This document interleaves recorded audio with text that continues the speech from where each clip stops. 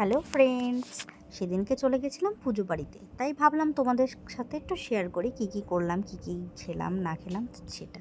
তো দেখো আমরা চলে এসেছি পুজো বাড়িতে, দেখো নাচানাচি হচ্ছে এখানে সবাই, যেহেতু পুজো শেষ হয়ে গেছে। আর মাকে কি সুন্দর করে সাজিয়েছিল, তোমরা তো সবাই দেখবে, দেখে বলো তো, কমেন্ট করো যে মাকে কেমন লাগছে। তারপরে খেতে চলে গেলাম, দেখো আমাদের থালা চলে এসছে, তারপরে জলের বোতলও চলে আসলো, তারপরে দিয়ে দিল মায়ের প্রসাদ, ভোগের প্রসাদ দিল, তো সেটা খেলাম।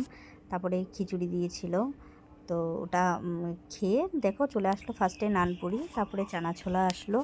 চানা ছোলাটা নানপুরিটা জাস্ট ফাটাফাটি হয়েছিল, আমার এত ভালো লাগছে যে এখন তোমাদের ভয়েস দিচ্ছি আর আমার খেতে ইচ্ছে করছে এখনই, যে এত ভালো হয়েছিল। তারপরে দেখো ফ্রাইড রাইস চলে আসলো, তারপরে আলুর দম চলে আসলো, যেহেতু পুজো বাড়ি তোমরা জানো নিরামিষ। এখানে চিলি পনির করেছিল, চাটনি করেছিল, পাঁপড় করেছিল, সব খাবার দাবারই এত দারুণ হয়েছিল যে তোমাদের কি বলবো। তো খুবই সুন্দর খাবার দাবার। তারপরে আমরা খাবার দাবার খেয়ে বাড়িতে চলে আসলাম, তারপরে ব্যাস ঘুমিয়ে পড়লাম আর কি। এই যে হজমটা তো অবশ্যই করতে হবে খাওয়ার পরে। Good night.